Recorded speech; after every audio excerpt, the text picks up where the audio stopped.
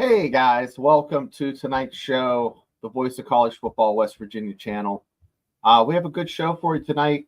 Stay tuned.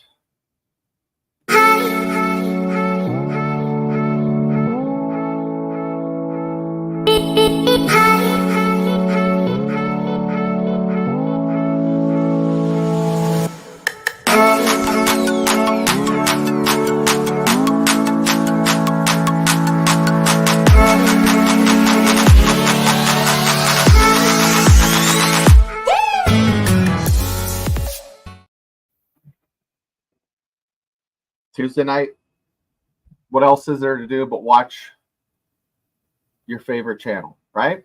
So, guys, it's that time of the year where leagues are going to change. We're into the swing of football season. But we really need to understand that this isn't new. You can't have ups without downs. Now, I'm not going to give you a pep talk like last night, but we want to go back. Let's go back and think about a time, about 20 years ago, where the Mountaineers were in a similar situation as to where they're at right now. There was a ball coach who had been here a couple years by the name of Rich Rodriguez. Anybody hear of that fellow? Unless you've been living under a rock or not a West Virginia fan. Anybody knows Rich Rod. So I'm going to share my screen and I'm going to show you. We're going to go back in time. You ready to go back in time? Okay. So 2003.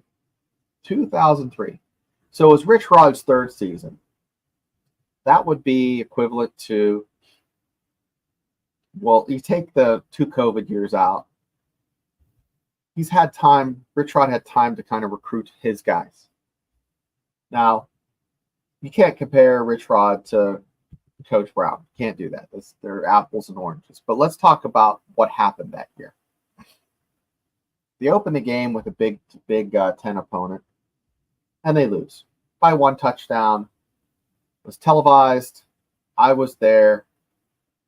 It was it didn't have that bite because it didn't get blown out. But I remember that being a frustrating loss. West Virginia could have won that. Next week, they roll into East Carolina and just make short work of them. Okay. Now, here's where it ties in to what is happening. So here's what ties into what's happening. And before I tie this up with a bow and we get rolling, I want to go in the comments and say, hey, what's up? Kelly McCourt, thanks for tuning in. S.A. Tackett, what's up? So I don't know if you two can remember this, but let's talk about this. The Mountaineers lose to Wisconsin, beat the snot out of East Carolina. Then this one, I was so upset. I wanted to send my diploma back to West Virginia. I watched this game because I could not get off of work because I was working at West Point. And I was livid. They lost to a terrible Cincinnati team, 13-15. They couldn't get first downs. This was, I believe, a worse loss than last week. I lost all confidence in the program. I'm like, who is this bum Rich Rod? What the hell? What are we doing? I was so frustrated. I think you guys are picking up what I'm putting down. Then the next week, add insult to injury, Maryland blows the doors off the Mountaineers. Blows them away.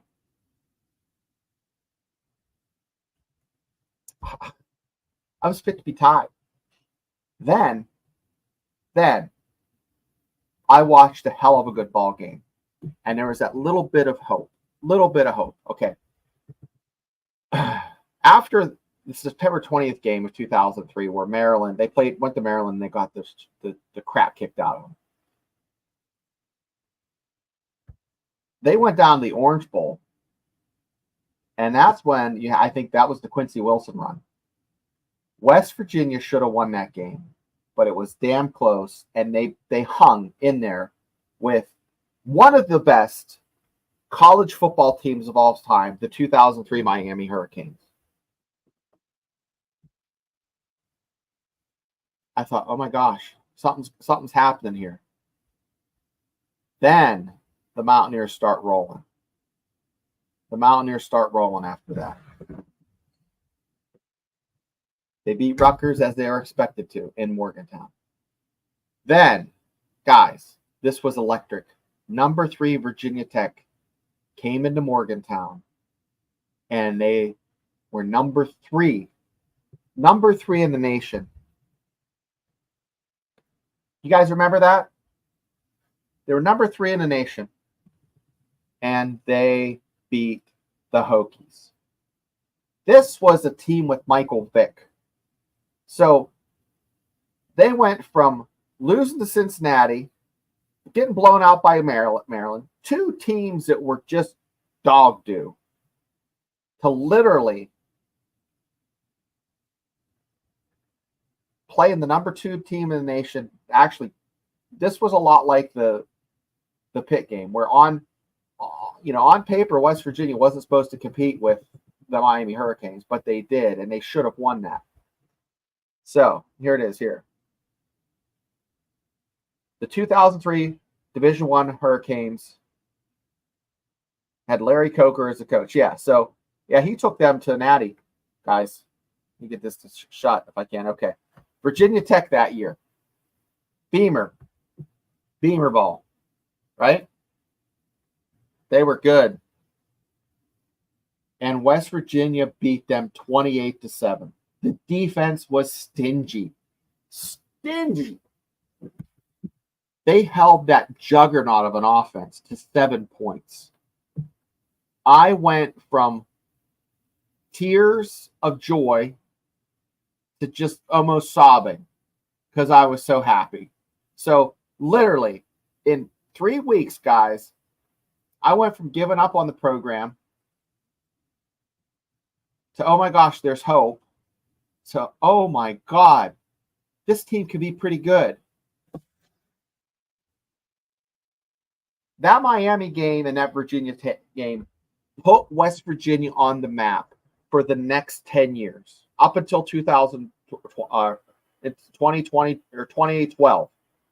This West Virginia was in the conversation every year for being at least in a New Year's Bowl.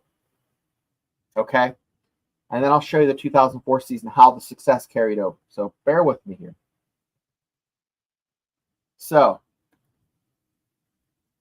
yeah, sometimes it takes a few games to get the team gelling. And guess what? Guess what builds character? Adversity, right? Bill Stewart mentioned, what makes the ocean so tough and the wind and the mountains. Guys, it's true. It's hard times make men of character, right? Weak times make weak men. So these young men should be tougher than nails after that game last week. And if they're not, well, I'll tell you. So I want to say hi to Kelly and S.A. Tackett. Guys, so let's go back down the list here. UCF. They just kind of came into the conversation. It was 36-18. It wasn't really competitive. Then they beat a decent Boston College team at Boston College. That's when Boston College is back this year. Boston College is back this year. Bill O'Brien hasn't playing ball. So then they beat the doors off of a number 16 Pitt team with Larry Fitzgerald. I think they had Larry Fitzgerald then, and Morgantown. So that's no slouch. Syracuse was good then. That was a little bit more competitive. They beat Temple, and then they end up getting blown out in the bowl game in the Gator Bowl. So, but they went on a tear there of what? 1, 2, 3, 4, 5, 6, 7 wins. 7 wins. Would you take that, Mountaineer fans? Would you take West Virginia and old Coach Brown going 7-0 in the next 7 games? Tell you what, that would be pretty damn nice. So let's go to let's talk about who was on that. Yeah, Rasheed Marshall, Chris Henry, KJ Harris, Adam King, Grant Riley. Okay, so yeah, this was now. Okay, I'm gonna pull up 2004. I think 2004. Let me see if I can pull it up. Bear with me. I'm gonna stop sharing here. So you go from that to 2004, and then 2005, things really took off. It really took off. And I hate to take you guys back memory lane, but you got to remember the past in order to understand that we've been here before. This isn't new. We're going to have success in the future. So, East Carolina. So we started the season number 10, guys. After that tear of 7 wins and then laying an egg in the Gator Bowl, West Virginia was on the radar. West Virginia was on the radar. So Maryland, they beat them in overtime. It was spectacular. I was there. That moved them up to number 6 when James Madison came into town. Then Virginia Tech gets their payback in Blacksburg, and they upset the Mountaineers. So the Virginia Tech was number 3 last year. This year, now they're number 6. The Mountaineers number 6, so they pay them back in spades. But that's what makes college football great. Looking back, it doesn't hurt as much. They went on a tear again, beat Syracuse, beat Connecticut, Rutgers. Rutgers was good that year too. Temple, and then they lose to Boston College, and then they lose to Pittsburgh. They go to a New Year's Eve bowl game, or New Year's game, and the Gator Bowl again, and they lose again. So, but still, they were in the conversation in top 20. And then 2005, right? 2005. This was when the juggernaut became a juggernaut. The Mountaineers became fantastic. This was a season to end all seasons. Okay. Syracuse, Wofford, Maryland, East Carolina. Boy, that Wofford game just seems like yesterday, and it was 20 years ago. Lost again to Virginia Tech and West Virginia. And guys, crazy. Virginia Tech was number 3, and they bounced West Virginia. But Louisville game, they won in 3 overtimes. Guess what happened that game, guys? I'll share my screen here. Sorry. Guess what happened this game? So Virginia Tech, they lose. October 15th, guess what happened? A young man by the name of Pat White came in for an injured Adam Bernardic, right? So Pat White came in this game. Guys, after that, Connecticut, Cincinnati, Pittsburgh got trounced on that Thanksgiving game. That was a Thanksgiving Thursday night game. Wonderful, wonderful atmosphere. Beat South Florida. And then, guys, what did they do? They went to the Sugar Bowl and beat Georgia in the Sugar Bowl.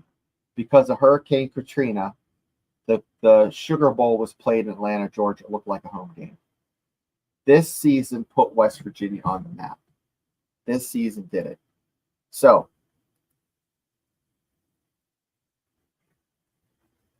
things are looking up. You don't know what you don't know. And right now, we don't know anything. We don't know what the future holds for the Mountaineers, but I know this. They're in good hands. Ren Baker is a good athletic director. Coach Brown is a good recruiter. He's a good person. And I just hope he learns from his mistakes. Okay? There's ups and there's downs. When we look back 20 years, we think, oh my gosh, those were the glory days, right? But there were losses there. Those weren't all 11-0 seasons. West Virginia was 11-0 in 1993 and 1998 or 1988. Those are those times we went through the regular season undefeated. Now, what happened after that? Well, West Virginia became a powerhouse. 2007, they lost to USF. They had no reason losing to South Florida, but they did. But they still were in the conversation for a national championship. Now, West Virginia's not going to be in the conversation for the national championship, but today, in today's college football, if the Mountaineers run the table, get into the Big 12 championship game, they could sneak into the playoffs. So, SA tack. Yeah, sometimes it takes a few games to yeah, that's so true. And that's what I'm trying to get across to everyone. It's sometimes you have to take your lumps. And we did the what if. And my what if was I'd rather beat Penn State and beat who?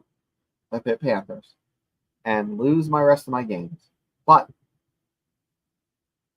it might be the opposite. It might be the option where we take an L against the rivals and we go on Mountaineers go on a complete and total tear.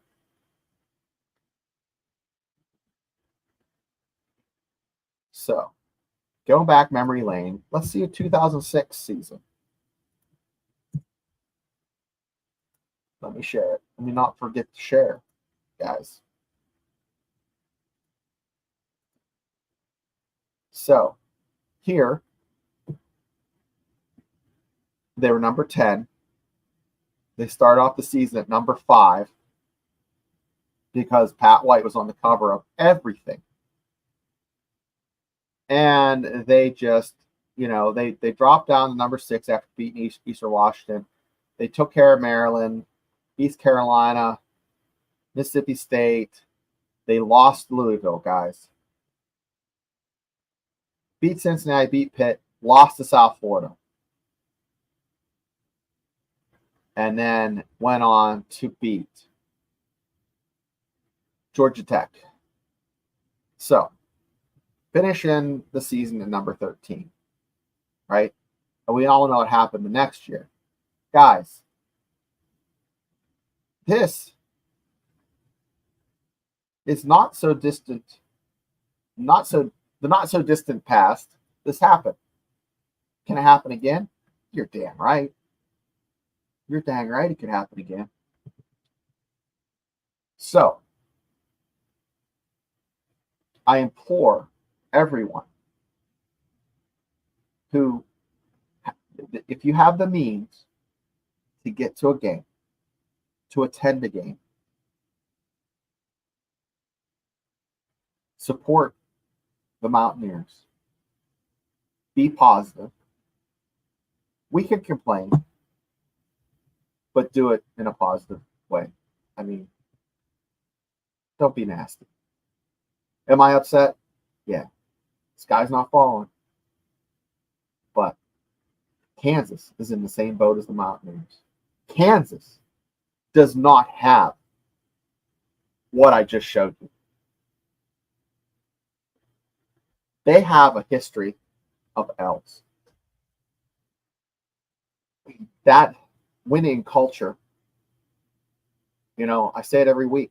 West Virginia is the winningest program in college football without a natty.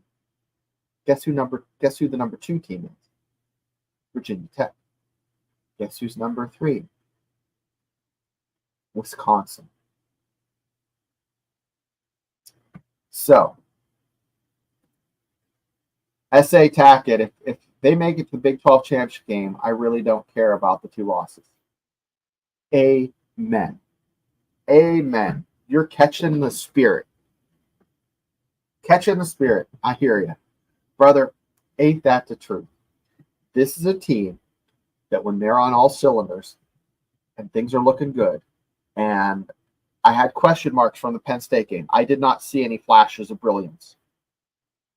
Albany, it looked like the ones going against the 2s in practice. You score on the scout team, you're not spiking the ball and giving each other high fives. That's what I felt watching that game. Okay. However, you make a one-arm catch in the corner of the end zone, you make a big stop against Pitt and handle them. You take that special teams, kick, block, punt for 6. Guys, that scoop and score, you take that off the table. West Virginia wins. That's it. Now they had those drives, those 2 touchdowns. But guys, West Virginia handled business for 95% of the game. They just need to be able to do that for the full 4 quarters. So Mountaineers do that. You're talking a W. Let's go through the season. I just did it on my last show, and I'm going to do it again for you kids. Because guess what? It is amazing the opportunity that the Mountaineers have here. Did I close it up? Yeah, I did. Let me just pull it up again. I'll just pull it up right here. Don't worry, guys. I have it. Let's see here. Here it is. You just got to be 10% smarter than equipped, right? Unfortunately, I'm not. But I have the schedule here. So to find it. Here it is. Okay.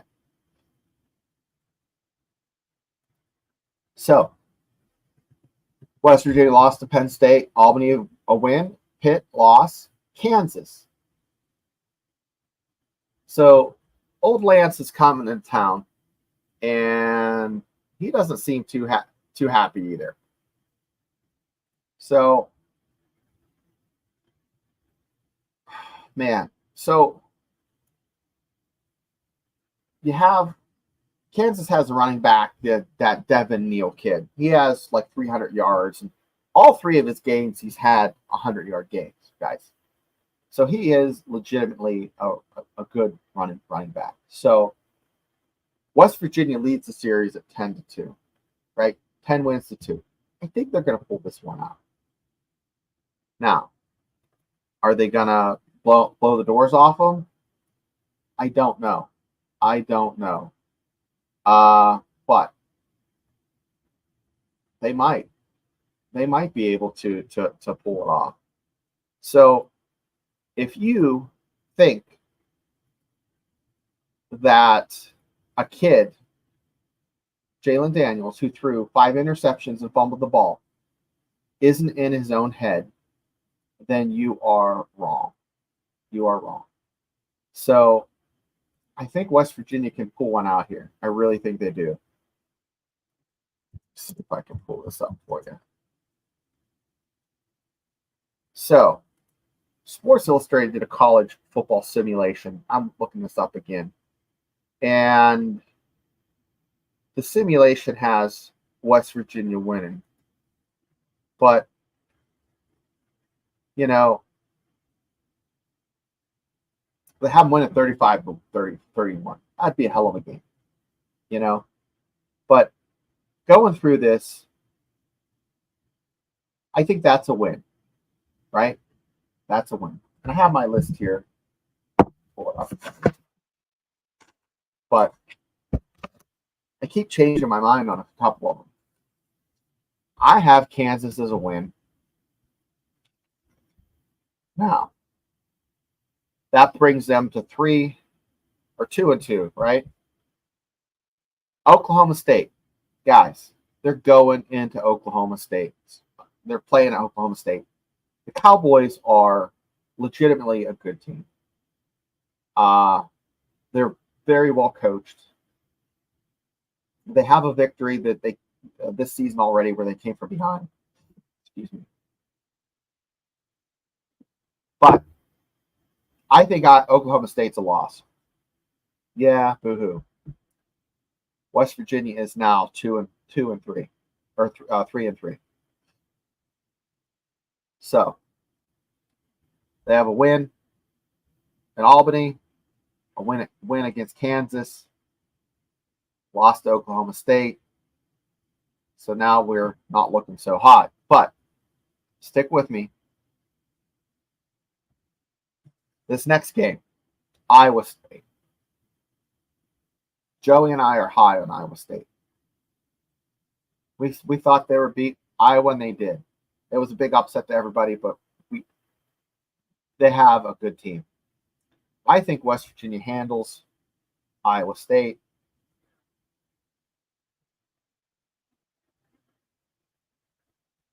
Okay. Kansas State. Guys, Willie the Wildcat was rolling into Morgantown with his football team. And they are legit. They are for real. I think Kansas State beats West Virginia at home. So now West Virginia has 3-4. Right? Yeah, 3-4. So, Arizona. This is the one I'm 50-50 on, guys. If they happen to get a miracle and beat Kansas State, they're going to lose to Arizona. Okay, so it doesn't really change the dynamic. I just have that feeling. I think Arizona's a good team.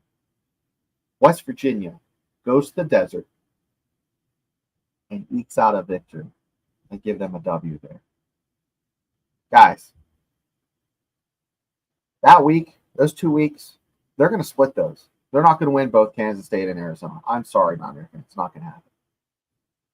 Now, Cincinnati. They're going to Cincinnati. They're scrappy. They beat Pitt, a team that beat us. But I don't go by that. They beat a team to beat us. No. I'm not playing that game. I think the Mountaineers go in to Cincinnati. Bearcats, sorry. West Virginia wins. West Virginia goes on a tear, guys. They're going to beat Baylor at home. Win. UCF, close game. West Virginia wins. And then finally, at Texas Tech, Mountaineers go on the road to Lubbock and pull out a victory. So, they finish the season with 4 losses. Guys, 8 wins, 8-4. That's highly plausible. That's possible, guys. Absolutely. 100%.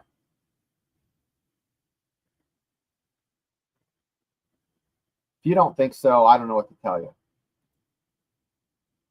Hey, Jackson, how you doing? So, let me pull up. So, if you're looking at that and you don't see 8-4, or 7-5. I don't know what to tell you. Let's go to some of the chats. They could be a force if they get consistency. It's confidence. It's swagger. That's exactly what they need. Swagger. A little bit of,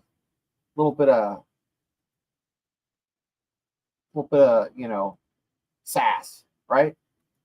So I'm hoping that all of you are excited for the second 2/3 of the season. I don't know if 8-4, is not going on a 5-game win streak or a 4-game win streak. If they lose to Arizona, they can lose to Kansas State and Arizona and still be 7-5, guys. Now, that'll put them, what was it, 7-2 in conference play, right? Could they be third? Third in the Big 12 standings, maybe fourth. I don't know if they beat Kansas State. That might be the only loss Kansas State has. If you would have told me 2 weeks ago that West Virginia and Kansas would have the record that they have, I would say that you need to go get yourself checked. So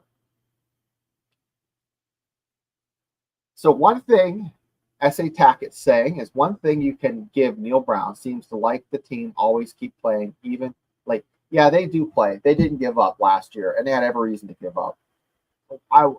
We have talked positively about that multiple times on the show. The fact that the team didn't give up on him, and he didn't give up on the team. Joey and I were talking on the phone right before the show, and he asked me, Shane, do you think this team has given up on Neil Brown? And I really don't think that's happened. I don't think he thinks that's happened either. But Eric Saub's becoming a regular, right? Not irregular like he can't go to the bathroom, but he's a regular on here. Guys, I'm going by what I think is very probable. And I went back in the archives. Back then, West Virginia-Maryland was a rivalry, but West Virginia usually won. But 20 years ago, there were some upsets because Maryland came in and punched them in the mouth when they were overlooking them. South Florida did it twice. So, don't get all butthurt when things don't go exactly as you plan. So, I want to ask, so anybody in the chat, hit me up if you have any questions. We still have about 15 more minutes, 20 more minutes, and then we're going to be back on Thursday. But let's talk about away games. What away games would I rank as the hardest ones in the Big 12? Well, just for this year, because, Oklahoma State is probably numero uno. And it's not because they're one of the first ones to be played on here, guys.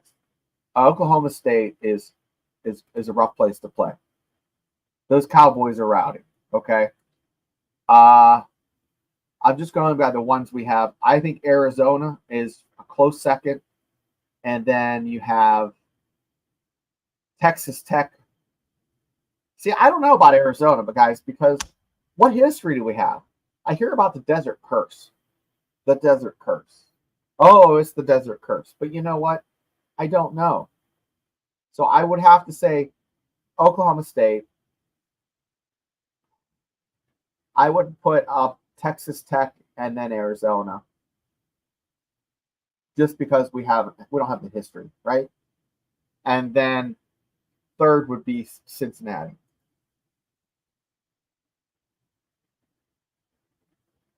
Yeah, Oklahoma State had a terrible loss last year, and they turned it around. They lost to South Alabama, a directional Alabama school. right? I think the only directional school that would be worse would be Southwest Missouri State, because it's a directional school and a state school. It's kind of goofy, huh? But they turned it around. Mike Gundy's just a good coach. They don't get enough credit there. He's like it's like submarine warfare. You don't see it. Just stays right under the radar, under the water. You don't know, and then boom, you're just they come up and they snipe you. Yeah, I guys, don't be scared. Pop on here, hit me up.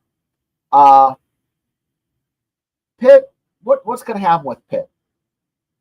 What's going to happen with Pitt down the road? Someone asked me that today. Ralph Williams, I was on his radio show at 4 o'clock today, 4:30 around there. Ralph Williams said, Shane, what do you think of this Pitt team? I did say this. I did not say this. I think they outreached 2 games. They came back against Cincinnati. They came back against West Virginia. I think they're going to contend for the ACC championship because it's open. But they're going to lose 3 games. 3 games. They're going to lose 3 games. They're not going to. They're going to play Youngstown State this week, blow them out. But they're not going to. They're going to lose 3 conference games and lose their bowl game. Which, hey, what's that? 9-4. We were taking the Tupperware and banging the drums and the pots and pans because the Mountaineers were 9-4 last year. But I'm going to say this again. The Mountaineers, as a program, are in better shape this year than last year. Now, the stats don't tell me that. The stats don't say that.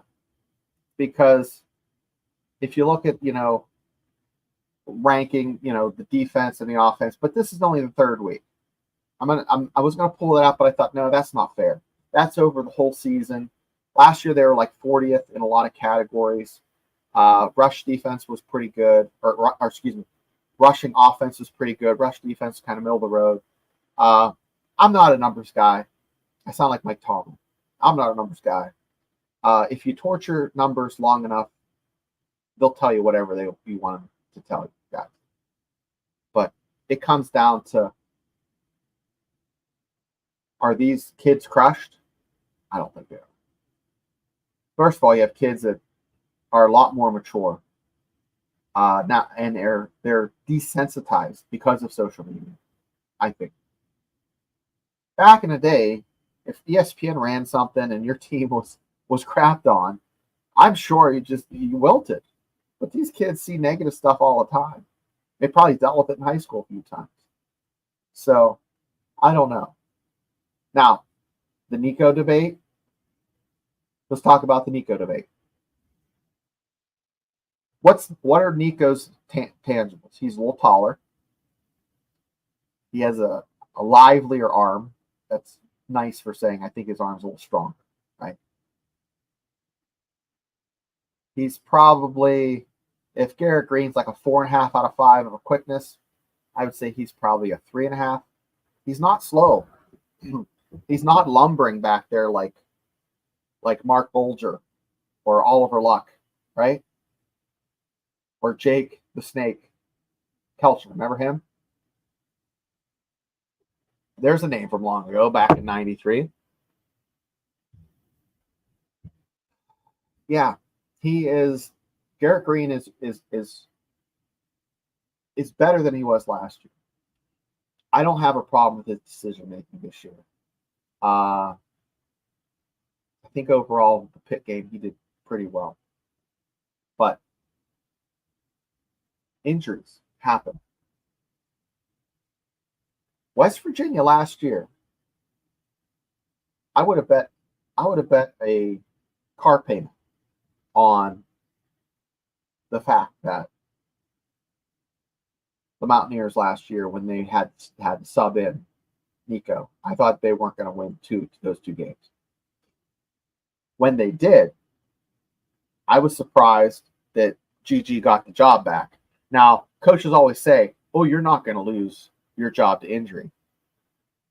That's bullshit. Adam Bernardic lost his job to Pat White. Because when you come in and you have the smoke show and you are lights out like you're a video game, you're going to lose your job. You're going to lose your job. Pac-Man, or excuse me, not Pac-Man. Beanie Bishop is now starting for the Steelers. And he's filling in for someone who's injured. Cam Sutton. Guess what? It's Beanie Bishop's job now because he's killing it. He's killing it. They say, "Oh, you're not going to lose your starting position because of injury." I don't trust that. If you come in and you show up and you show out, Wally Pipp. There's a little old one for you. What? Joe DiMaggio came in for Wally Pipp. And the rest is history. So, Gigi, stay healthy. Offensive line, stay healthy. Running back core, please stay healthy. You got two solid backs in the backfield for the Mountaineers, and we all know. One is a downhill, vicious runner, and the other one has a little bit of quick twitch. They both are powerful. The yards after initial contact, guys, I don't have the numbers, but the eyeball test, they were leaning forward. So Eric Saab, let's go to the chat. OSU is probably the roughest away matchup. Yeah. Now, I've been to more Oklahoma, where Oklahoma is, but I've never been out to, out there. But, away games in college are pretty rough. The home field advantage does not compare in the NFL to college. I'm sorry.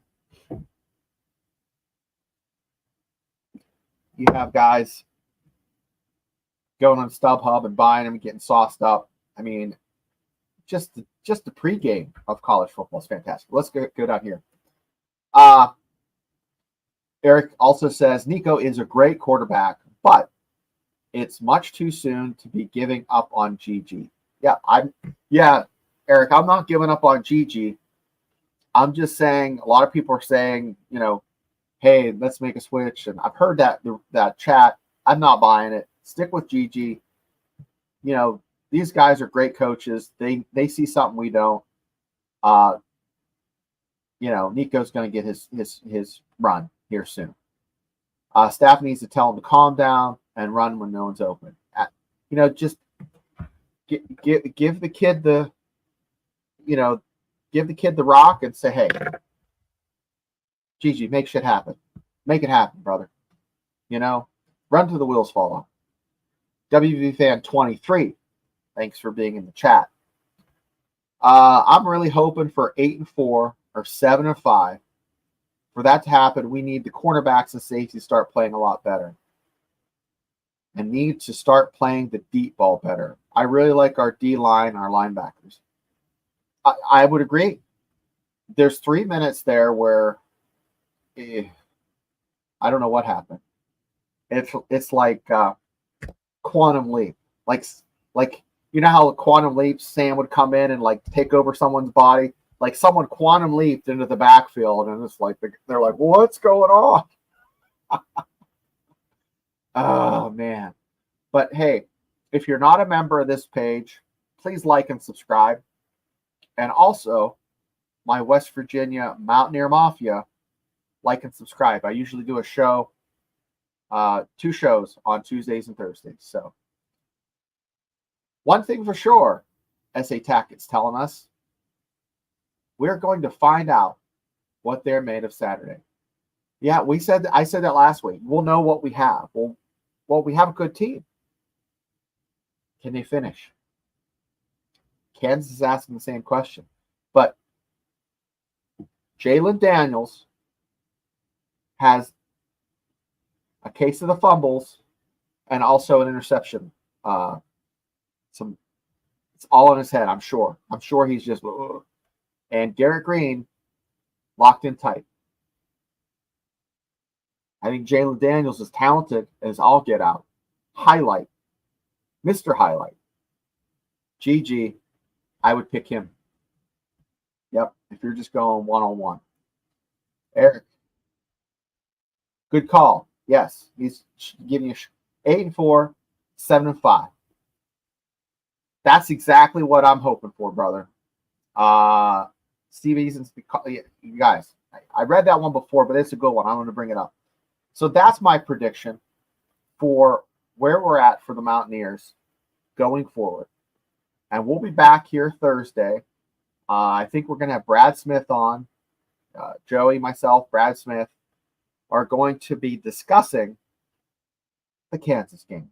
And we're going to get Brad Smith's take. We're also going to talk about anything else coming up on the channel.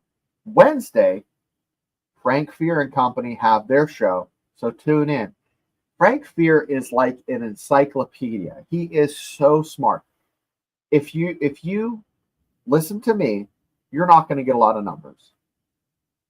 You're going to get the touchy-feely, warm hugs, and, oh, this is how I feel. You know, he is numbers, facts, stats, sweaty football stuff, man. And he's on with Coach Chris. They get after it. And they talk to Mountaineer locker room. They talk to Mountaineers from the past. And what an exciting show. So hit those guys up. Watch some of their videos they have before. Man, put them on in the car when you're driving. Man, what a great listen. Now, Thursday night, Mountaineer Mafia and Voice of College Football. Again, going to get 2 for the price of 1.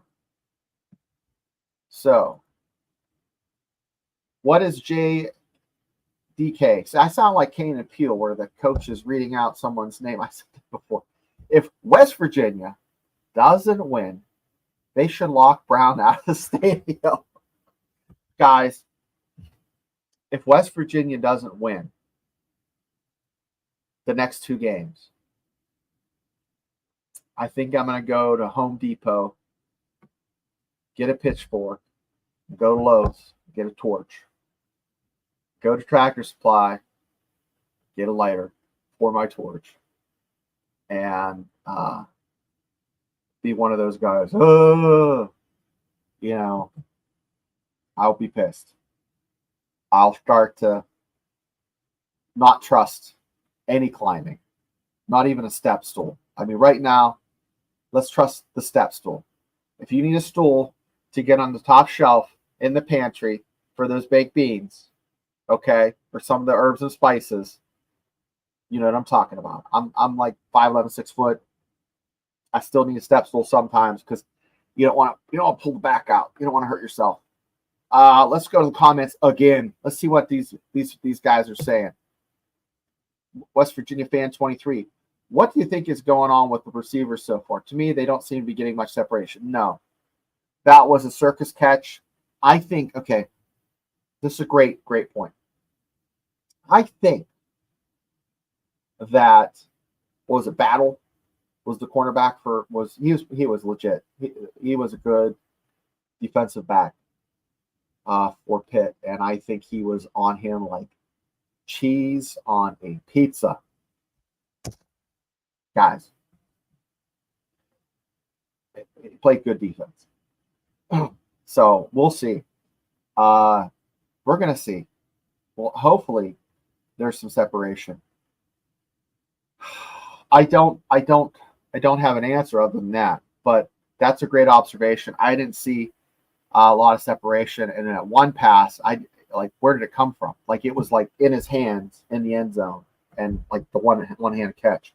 I couldn't believe that. That was a great catch. Gigi is throwing the ball a lot better. Let's give him some credit. He's throwing the ball a lot better. Couple more questions, and then we're going to pop off here. I'm going on to do the Steelers Dynasty podcast at 9. But once again, if you're a Mountaineer fan, it's time to get on a clean shirt, clean hat. Just as Taylor Swift would say, shake it off. Because guess what? A lot of ball is going to be played. A lot of good home games coming on the schedule. Like, guys, Morgantown this weekend, it's going to be beautiful. It's going to be beautiful. You know, in October, middle of October, the 12th and 19th, you got 2 back-to-back home games. It's probably going to be 65, 70 degrees. And then, not to mention, probably the Kansas State game. They're going to rock the Black Unis. Yes. Kansas State's going to roll in there top 5. Top 5 coming into Morgantown. Black Unis, Neil Brown. Everybody's getting hyped up, and it's going to happen. So, if it doesn't touch you in the fields, I don't know what's going to help you. So, with that, one last, there I did that one. Guys, like Kelly said, see you in 10 minutes. Guys, like and subscribe. If you don't like me, share it. Punish a friend, right? If you really think I'm annoying, punish 2 friends. Because I know if you don't like me, there's a lot of people you don't like. So share that shit. I love you. Stay sassy, Mountaineer fans. Because guess what? Jayhawks, we're coming for you.